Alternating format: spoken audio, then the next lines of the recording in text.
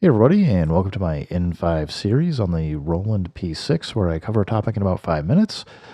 Push the Button Man writes in and asks how you can use the Roland P-6 as a little kind of portable recorder in a way that the SP404 Mark II would work.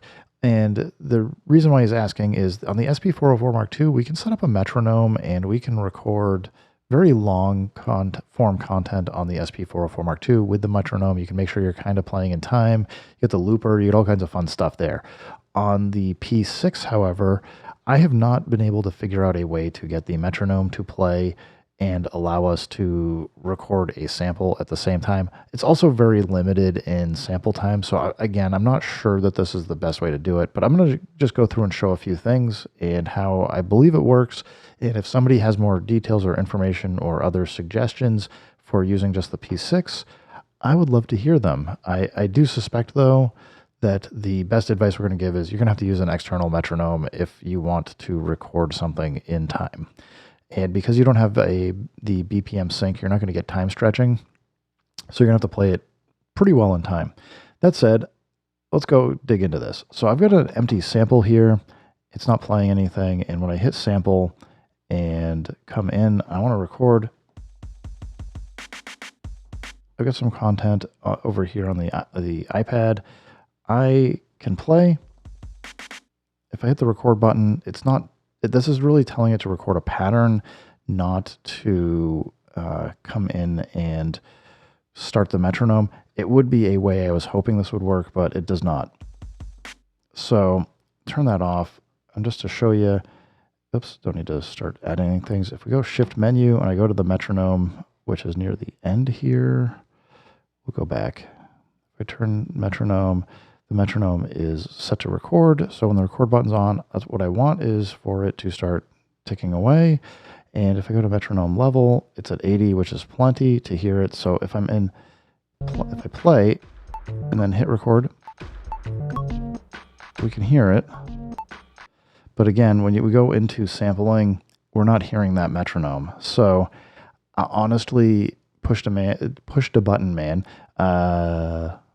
I don't think we have that feature or functionality here to be able to record in.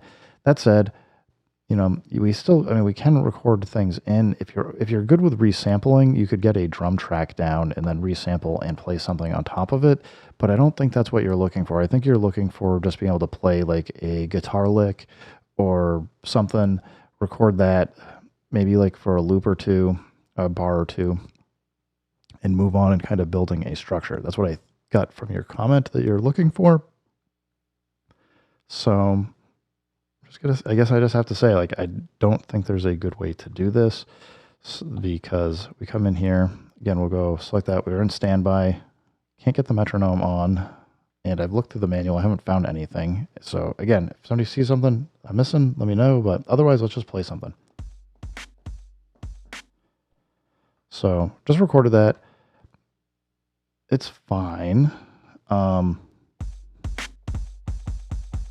I can play that. I can trigger it and do stuff. I can use the pitch, start, end, and level to make some adjustments to it.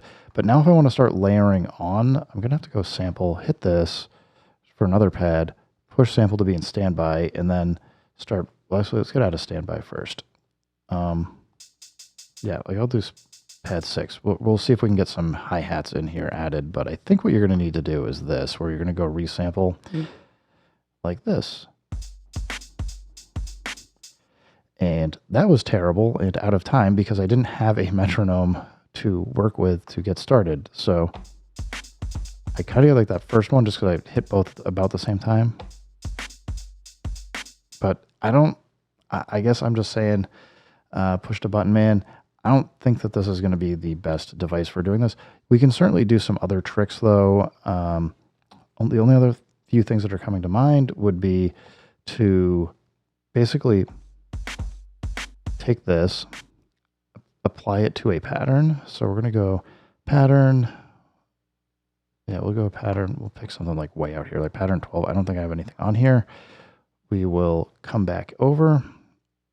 I'll just put this trigger here. We'll hit play. So I'm playing slower than 120 BPM. So we're just going to dial it in.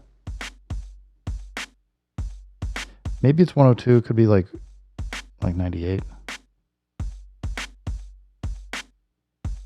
No, it's a little bit faster because I'm trying to get like where the snare lights up there.